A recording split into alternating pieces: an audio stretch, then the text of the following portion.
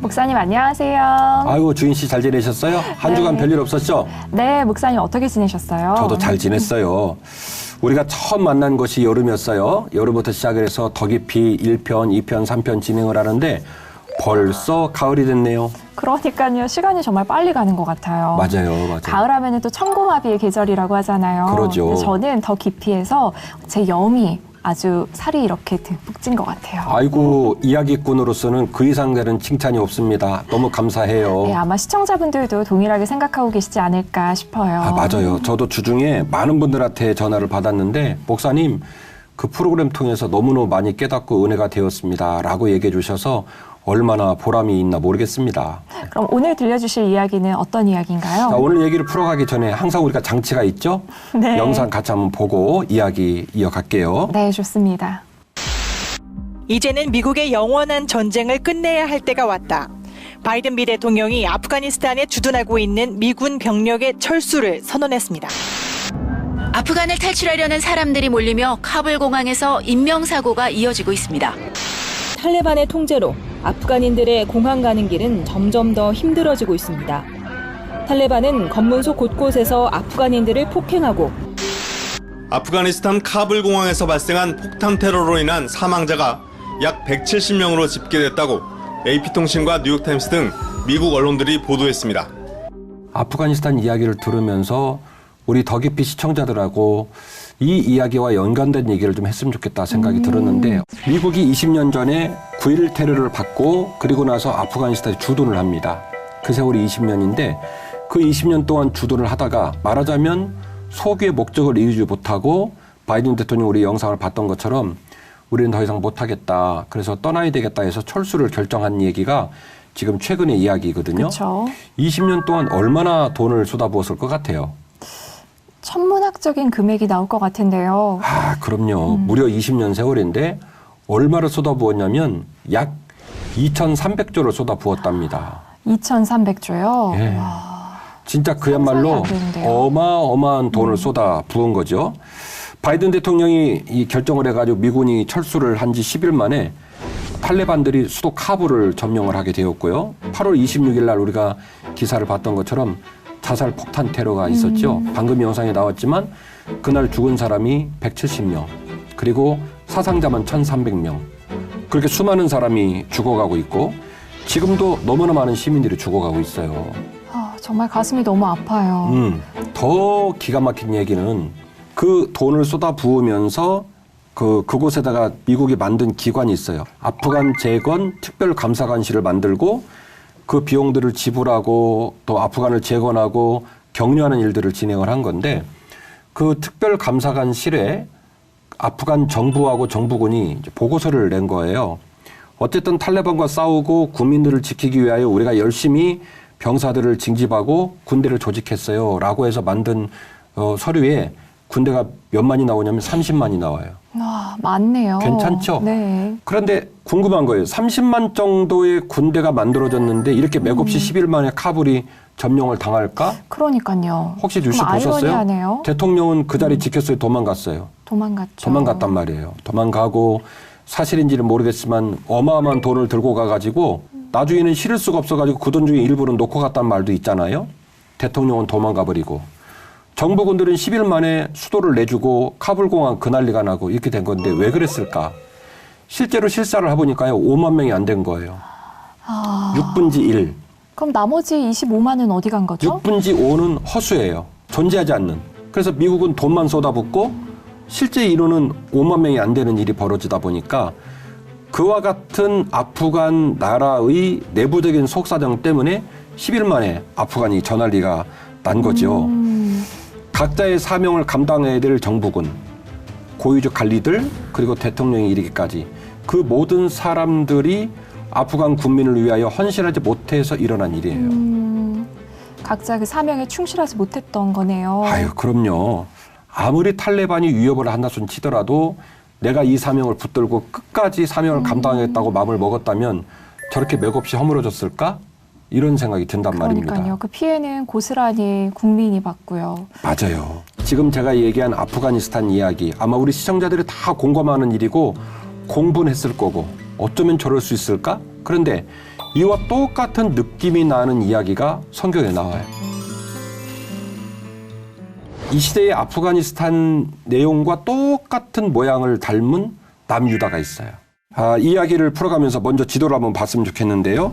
지금 보시면 12지파로 통해 이루어진 이스라엘의 지도 중에 밑에 보면 남유다 노란색으로 돼 있죠. 네. 여기 하나만 있고 나머지는 이제 핑크색처럼 돼 있는데 다주색으로 이쪽이 이제 북왕국 이스라엘인데 북왕국 이스라엘이 721년 1년경에 멸망을 해서 없어지고 아수르에 의해서 이제 어디만 남았냐면 남유다만 남은 거예요.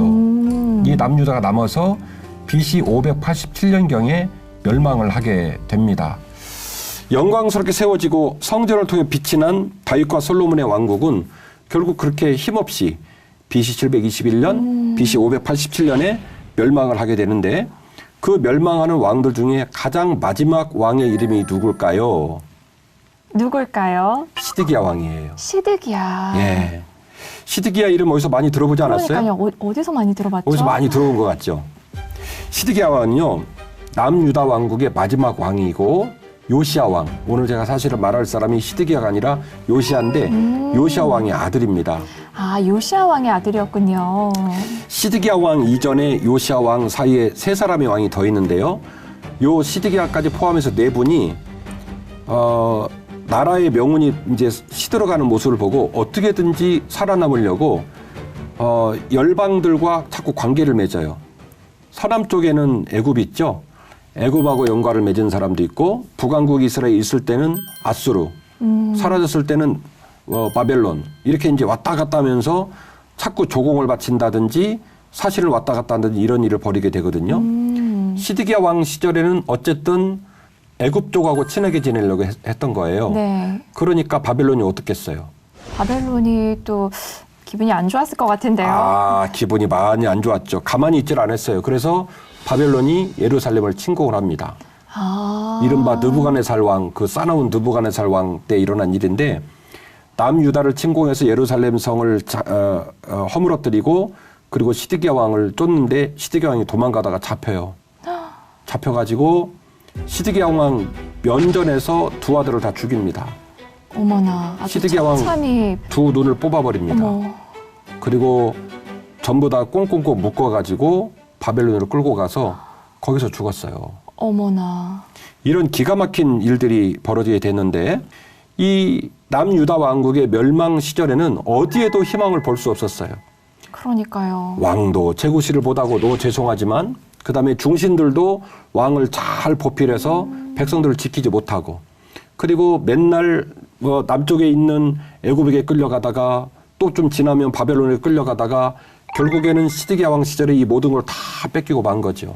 그래서 남유다의 마지막 멸망사를 보면 읽는 독자만 봐도 그냥 자기 얘기가 아니어도 가슴이 너무너무 아픈 얘기가 남유다의 멸망사가 되겠습니다.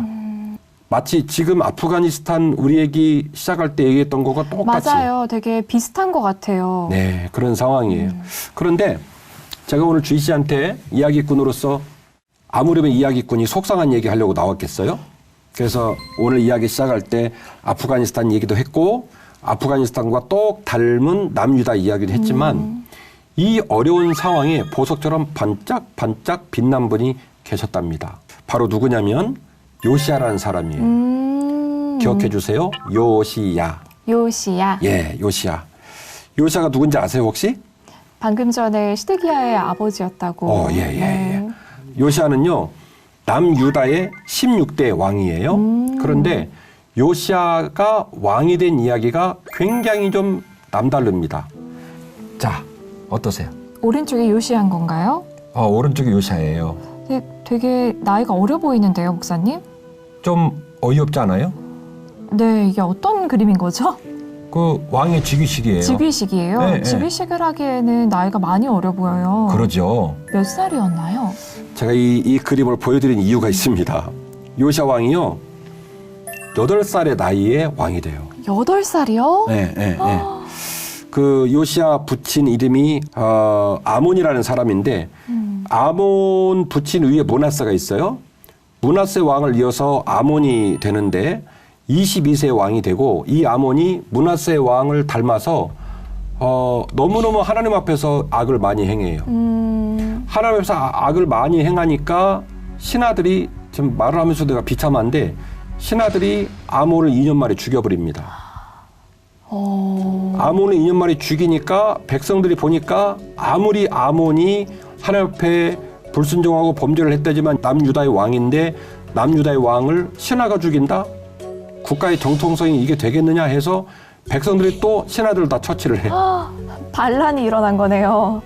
결국 아몬이 왕을 하고 있던 왕궁이 피비린내가 나는 일련의 일들이 벌어지고 그 모든 사단이 이뤄지고 난 후에 이제 유다의 역사를 이어가야 되니까 아무리 봐도 왕을 할 사람이 없는데 가만히 보니까 8살짜리 어린 왕자가 있는 거예요. 그 사람 이름이 요시아입니다. 아, 그럼 백성들이 세운 왕인 거네요. 그러죠. 그래서 8살의 요시아를 왕으로 이렇게 세우게 되는데 요시아의 뜻이 뭐냐면 여호와께서 회복하신다라는 뜻이에요. 아멘. 뜻 참 좋네요. 그럴 수밖에 없었던 것은 8살짜리의 왕이 돼가지고 그리고 국가적인 분위기는 말했던 대로 남쪽에 있는 애굽도 호시탐탐 쳐들어오죠. 북쪽에 있는 이스라엘은 아수르가 멸망시켰죠. 아수르 옆에는 신흥 강국인 바벨론이 떠오르고 있죠. 국제 정세가 너무너무 혼탁하고 어려운 상황이고 그리고 백성들은 백성들의 손으로 신하들을 죽이고 신하는 신하의 손으로 왕을 죽이고 이런 상황에 요시아가 8살의 왕이 된 거예요. 우리 주인 씨가 8살의 왕이 됐다고 생각을 해보고 주인 씨 입장에서는 그러면 어떤 왕이 되실래요? 제가 질문을 할게요. 첫 번째 컨셉. 살아있으면 다행이다. 그래서 그렇죠. 국무총리 편에 서든 국방부 장관 편에 서든 아니면 유력한 정치 지도자의 편에 서서 어떻게든지 내가 살아남아야 되겠다. 이게 1번. 그다음에 플랜 B. 내 비록 너무너무 어려운 역사의 복번에서 왕이 됐지만 나를 사랑하셔서 내게 기회를 주시고 사명을 주신 하나님 그리고 어쨌든 나를 바라보고 나를 따르기를 원하는 백성들 그 백성들의 기대에 부합하게 나는 내 운명과 저항하면서 왕답게 살다가 죽을란다. 플랜 A, 플랜 B 아니면 1번, 2번 몇 번 하실래요? 저는 제가 8살이었다고 생각을 하면은 1번, 2번도 아니고 그냥 정말 목숨만 연장하고 싶었을 것 같아요. 아빠가 죽는 걸 봤잖아요. 저도 공감. 그런데 요시아가 위대한 왕이었기 때문에 네. 아무래도 흐름상 목사님께서 말씀하신 플랜 B였을 것 같은데 과연 8살짜리가 이것을 이렇게 받아들일 수 있었을까요? 오늘 제가 이야기꾼으로 주인 씨와 함께 시청자들과 함께 이 이야기를 끌고 들어온 이유가 여기에 있어요. 환경이 좋아도 이건 어려운 일인데 8살 나이에 이렇게 극단적으로 어려워지는 국제정세 속에서 왕의 직무를 감당한다? 주인 씨도 그렇게 말했지만 아마 저도 도망을 갔든지 아니면 날마다 이게 잘 나가는 사람 누군지 좀 살펴봐가지고 나 좀 살려줘라. 아마 그렇게 하면서 생존이 가장 중요한 목적은 아니었을까 싶어요. 그런데 요시아는 놀랍게도 자기 운명을 받아들이지 않아요. 그리고 저항해요. 그리고 그 어린 요시아는 하나님께서 자기에게 왕의 직무를 맡겼다는 사명을 붙들고 자기를 바라보며 백성들이 기대하고 있다고 믿고 그 기대에 부응하는 왕 되고자 몸부림을 칩니다. 이 어마어마한 사명 앞에 조금도 꼼수를 부리지 않고 목숨이 다하는 마지막 순간까지 그 사명을 이루려고 몸부림 쳤던 왕은 요시아 이전에도 없고 요시아 이후에도 없다.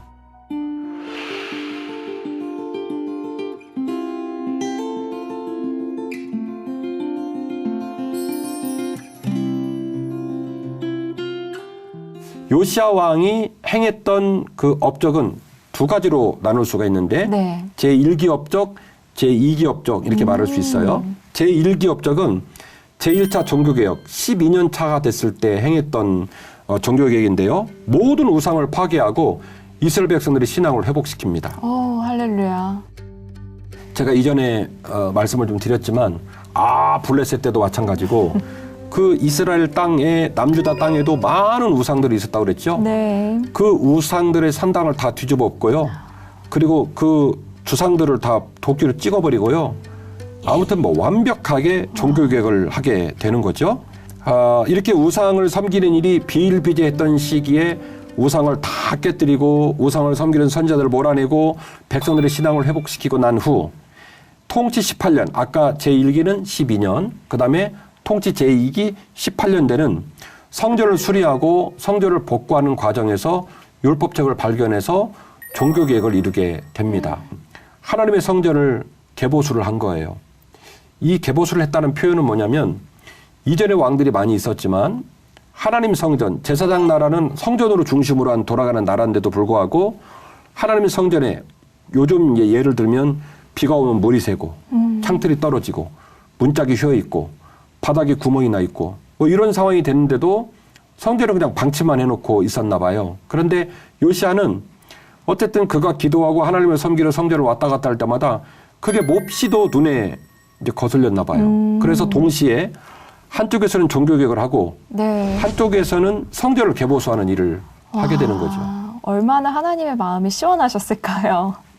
8살에 왕 된 사람이. 와. 이 일을 통치 12년, 통치 18년, 그러니까 31년의 기간 동안에 이 사람은 자기에게 주어진 사명 하나만 놓고 직진을 한 거예요.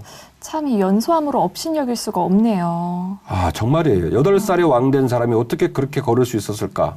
이야기를 나누면서 아마 주인 씨가 어린 요시아가 얼마나 울었을까 아마 느껴지실 것 같아요. 그렇죠? 네. 저도 느껴져요. 얼마나 많이 그 백성의 지도자들이 요시아를 압박했을까? 왕이시여, 제정신입니까 지금? 당신 나이가 8살입니다. 2년 지났다면 10살입니다. 지금요 얼마나 많은 대적들이 올라온지 몰라요. 그렇죠. 조용히 하세요. 그냥 조용히 무탈하게 지나가세요. 아, 왜 이렇게 긁어부스를 만드세요? 얼마나 많은 말을 들었겠어요? 그런데 그렇게 12년, 그렇게 18년 한결같이 사명을 놓고 걸어간 거예요. 뚜벅뚜벅 걸어서. 그 사람 이름이 바로 요시아 왕이었다. 각종 산당의 바알, 아세라, 일월성신, 천신을 위한 기명, 몰렉 이 모든 우상들을 다 파괴해버리고요. 우상 숭배다도 다 처형시키고요. 그리고 백성들이 다 모이고 정확한 날짜를 지정하고 그리고 모든 제사장들이 정의치를 해서 6월절 절기를 성대하게 지켜서 요시아는 종교개혁을 완수하게 됩니다.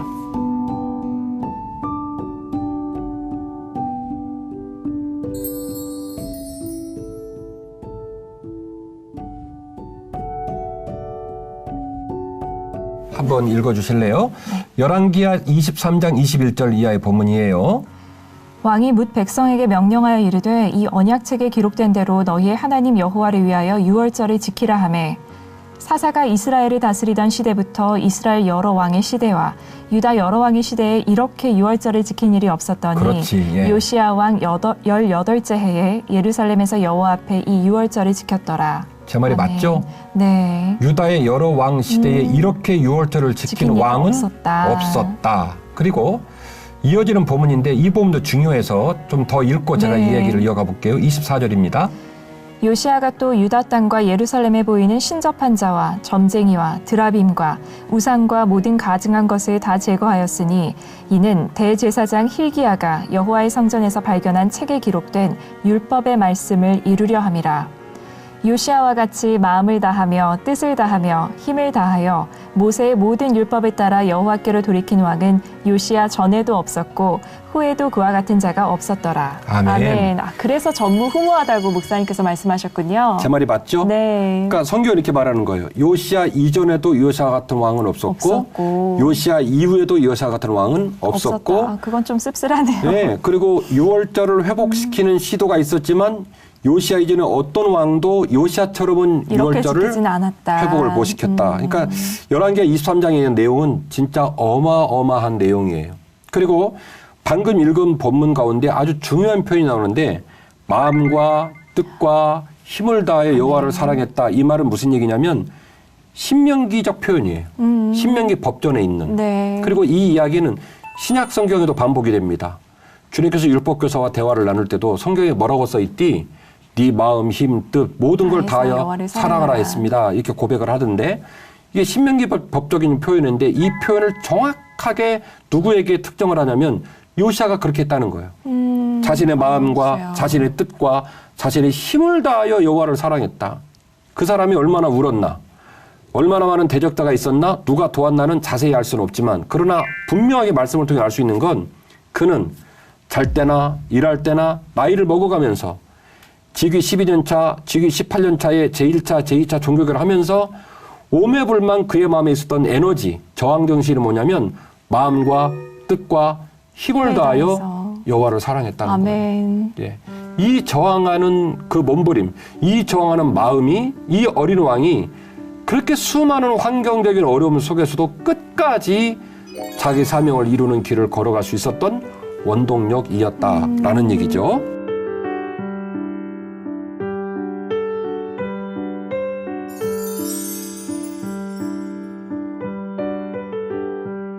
방금 우리가 같이 읽은 본문에 뜻밖의 이름 하나가 나와요. 기억나셨어요? 세자. 뭐라고 hilki야요. 나왔죠? 네, hilki야라는 인물입니다. 운명 앞에 저항하는 요시야를 하나님이 도우십니다. 그렇게 국제 정세로 봐도 그렇고 국내 정세로 봐도 그렇고 도저히 안 될 것 같은 자신의 운명 앞에 그걸 받아들이지 않고 저항을 결정했단 말이에요. 나 사명을 따라 살 거야. 백성을 섬길 거야. 그러니까 하나님 보시기 얼마나 예뻤겠어요. 네. 그러니 주인식 하나님이라면 그래 너 한번 잘해봐라.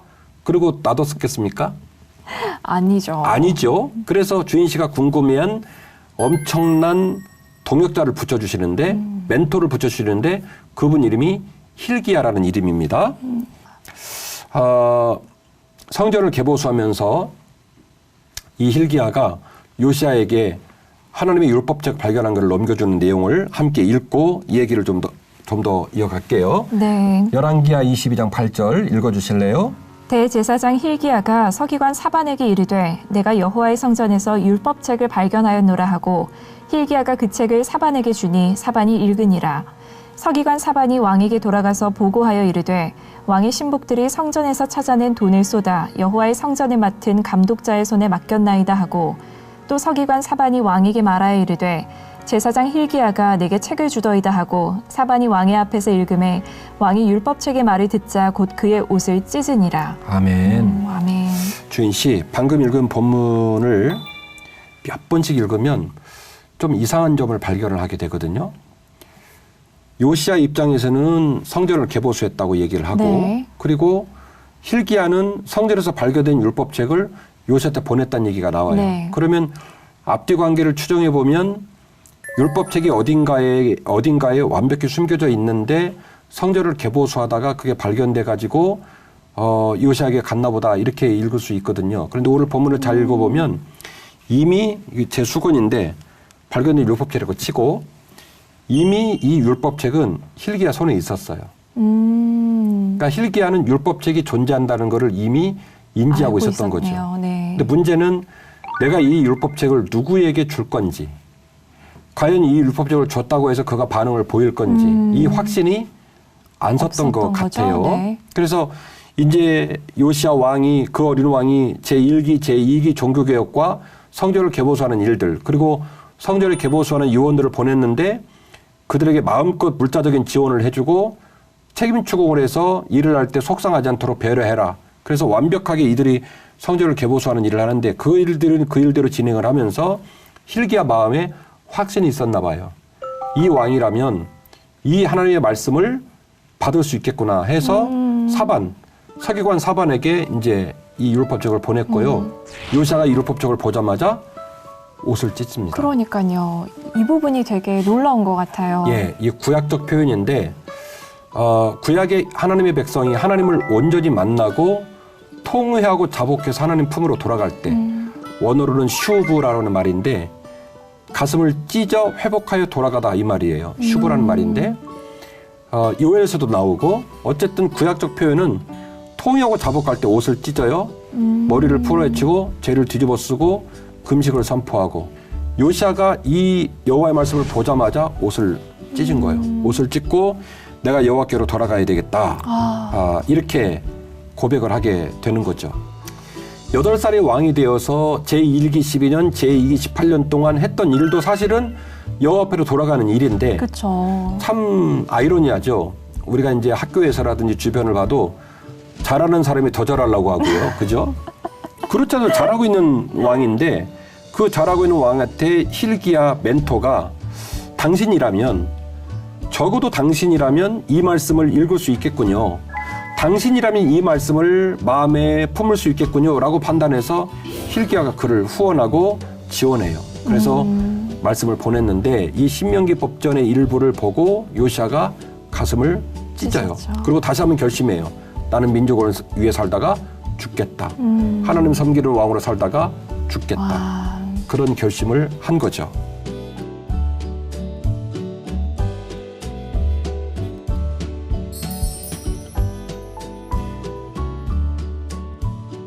지도를 하나 보여드리고 이야기를 이어가겠습니다. 자, 보세요.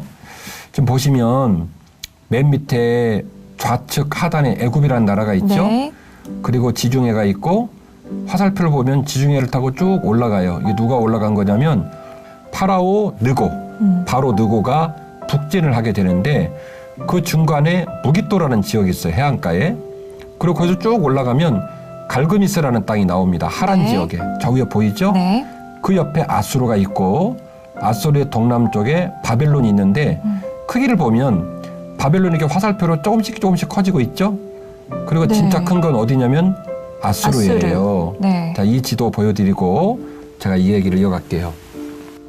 어느 날 파라오 느고에게 첩보가 들어오는데 바벨론이 점점 세진대요.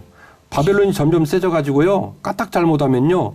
그 강국인 아수르가 어떻게 잘못될 수 있겠어요? 라고 하는 첩보를 받아요. 네. 그래서 바로 왕 느고가 저걸 가만 놔두면 바벨론이 아수르를 먹고 나면 그 다음에는 어디예요? 애굽. 우리겠는데 라고해서 출정을 결심을 하죠. 그래서 대군을 이끌고 어디를 향해 가냐면 성경은 좀 유감스럽긴 한데 뭐라고 써 있냐면 바로 왕 느고가 아수르를 치러 가더니라고 개역개정판이 이제 번역이 돼 있는데 네. 좀 아쉬워요. 사본들을 연구해 보면 아수르를 치러 갔다기보다는 네. 그다음에 고대 역사책들을 신학적으로 연구를 해보면 아수르를 치러 간 게 아니라 아수르를 도우러 간 거예요. 아. 왜냐하면 아수르를 도와야 바벨론이 아수르를 침략을 못하니까. 네. 아수르가 살아 있어야 어쨌든 지금 국제정치적인 역학관계가 유지가 되니까. 그래서 바로 느고는 발걸음이 너무 급해 지금. 빨리 갈그미스를 가서 아수르를 도와야 돼. 그 북진하는 발걸음을 누가 가로막고 서냐면 누구냐면 우리가 지금 얘기했던 요시야 왕이 가로막습니다. 오. 역대하를 보니 뭐라고 써 있냐면 바로 왕이 편지를 보내요. 사신에게. 나 너랑 싸우려고 하는 거 아니야. 니네 나라는 그냥 지나갈 거야. 나 아수르 가는 길이거든. 너 나오지 마. 그렇게 얘기를 해요. 그런데 요시야가 우기고 나갑니다. 그래서 역대 표현은 그 요시야의 행보를 좀 부정적으로 기록을 하고 있긴 한데 그러나 열왕기 상하의 흐름과 역대기 상하의 흐름들을 전체적으로 검토해 본다면 요시야는 무슨 인간적인 그 호기 때문에 나간 게 아니에요. 사명. 백성을 지키는 사명. 그 하나 가지고 네. 무깃도로 나아간 겁니다. 죽을 줄 알고도. 왜냐? 바로왕 느고가 경고했거든요. 나오지 말라고. 우리는 대국이야. 너 우리 막으면 죽어. 너 살려면 나오지 마. 조용히 너 왕궁에 있어. 라고 얘기를 하는데 끝까지 우기고 요시야가 전쟁을 나가게 되죠.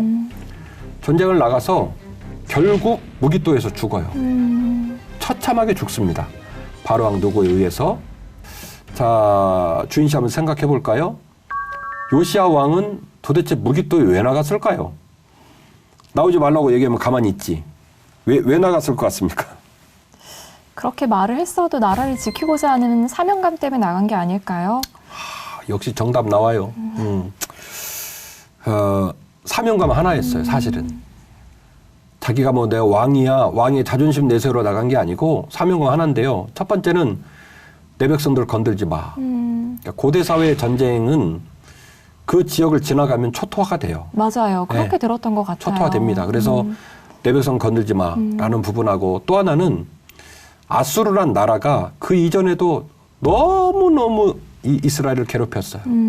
잘 알고 있는 것처럼 모든 조공 다 받아가고 그리고 모든 소산물 다 뺏어가고 농사지면 다 뺏어가고 여인들 겁탈하고 논밭에 불 지르고 그래서 이 메소포타미아 문명의 최초의 거대 제국이 아수르거든요. 이 아수르가 얼마나 많이 주변의 나라들을 핍박하고 민족들을 힘들게 했나 몰라요. 이게 운명이에요. 그러면 요시야 왕 입장에서는 그냥 모르는 척하면 돼. 아유 어떻게 되겠지. 근데 그 거대 강국인 아수르의 그 핍박들 앞에서 저항하고 백성들을 짓밟고 지나가려고 하는 바로 왕 느고의 발걸음에 저항하고 그래서 무깃도를 나간 겁니다. 그 무깃도 나가서 죽어요. 제가 놀라운 얘기를 해드릴 텐데 그 요시야가 무깃도에서 죽은 해가 몇 년이냐면 BC, Before Christ, BC 609년이에요. 네. 그런데 왜 이게 놀라운 해냐면 BC 609년에 아수르가 멸망을 합니다. 오. 그래서 요시야 왕 죽은 그 해하고 그 어마어마한 나라 아수르가 멸망한 해하고 같아요. 똑같네요. 왜 그랬을까요? 그러게요. 이런 거예요. 바로 왕 느고가 국제 정세의 분위기를 보고 막 빠르게 치고 올라가는데 요시야가 무기도 딱 막아요. 네. 못 가게 막아가지고 여기서 전쟁을 치릅니다. 그렇죠. 이 시기에 똑같이 바벨론이 이 기회를 틈타서 아수르를 먹어버린 거예요. 그래서 결국 BC 609년에 요시야 죽고 아수르 끝나고 이 말은 무슨 얘기냐? 아이러니하게도 그 거대 강국인 아수르의 그 끝장이 나는 609년과 요시야의 죽는 해가 딱 맞아 떨어지면서 결국 아수르의 멸망사에 요시야라는 사람이 엄청난 역할을 했다. 그렇네요. 네, 이런 상황이고 맞아요. 더 웃긴 건 뭐냐면 요시야가 죽고 난 다음에 바로왕 누고가 드디어 북진해서 갈그미스에서 이번엔 누구를 만나냐면 아수르는 없었으니까 누구 만나겠어요? 바벨론. 그렇지. 바벨론을 만납니다. 바벨론 만나가지고 대패를 해요. 대패를 해서 세계 역사에 이 갈그미스 세계 전쟁사에 나오는 건데 이 갈그미스 전쟁을 이후로 무역 활동이 정지가 되고 와. 군사 활동이 정지가 되고 바벨론 시대가 되는 거예요. 그래서 페르시아에서 헬라로 헬라에서 로마로 지나가고 애굽은 눈치 보는 이런 모습이 되어지는 건데 결국 국제 정세상 아수르가 멸망을 하고 애굽이 군사적 행동이 멈춰지고 무역적 행동이 멈춰지고 이 모든 일의 복판에 누가 있냐면 요시야가 있는 거예요. 참 기이합니다. 예. 그러니까 결국 이 요시야 왕은 자신의 운명이 산화되어 죽겠구나. 내가 왕으로서 그동안도 고생했는데 조금만 좀 못 본 척하고 이걸 넘기면 내 목숨을 유지할 수 있을 텐데 라고 하는 절체절명의 위기 순간에 죽을 수도 있겠다라는 생각을 하면서도 전쟁터를 나간 거예요. 백성을 위해, 사명을 위해.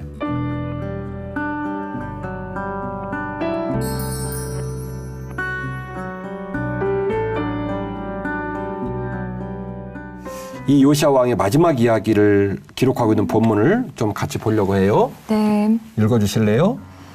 활 쏘는 자가 요시야 왕을 쏜지라. 이렇게 죽었군요. 예. 왕이 그의 신하들에게 이르되 내가 중상을 입었으니 나를 도와 나가게 하라.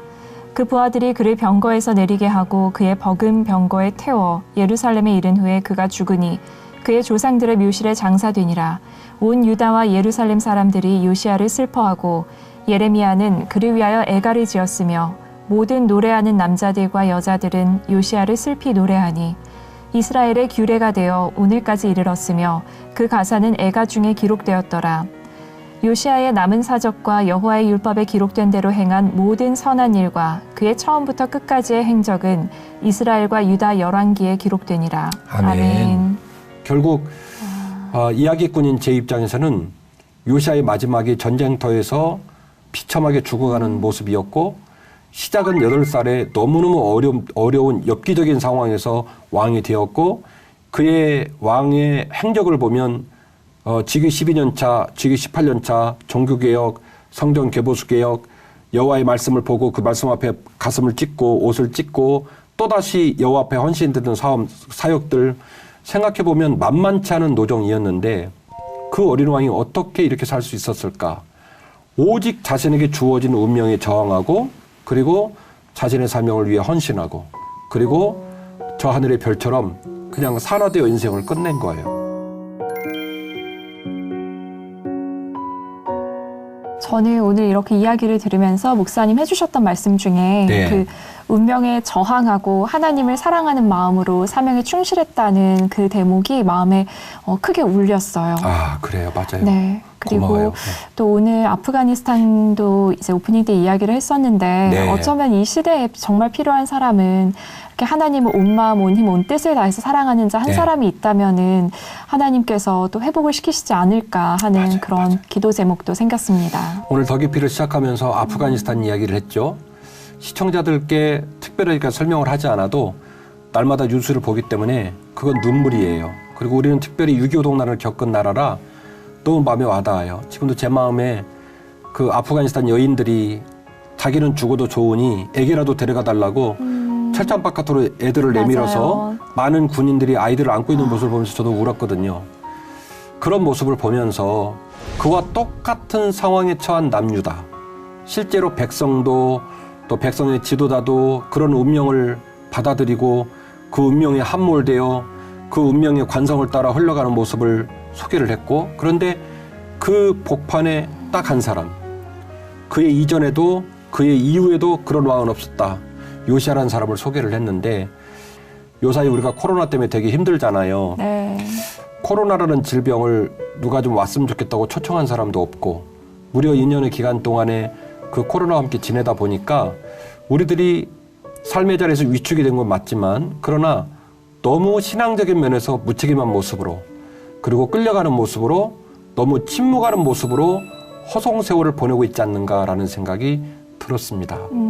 오늘 이야기꾼으로서 시청자들에게 또 우리 주인 씨와 저에게 하나님이 주신 메시지가 있다면, 자신의 운명 앞에 저항하고 자신에게 준 기회와 사명을 허투루 여기지 않고 백성들을 살아가되 끝까지 사랑했던 그 요시아의 마음을, 그 사명을 우리가 붙들고 울고 그 사명을 감당하고 싶어하는 열망이 있다면, 저항할 수 있다면 하나님이 길을 보여주실 거예요.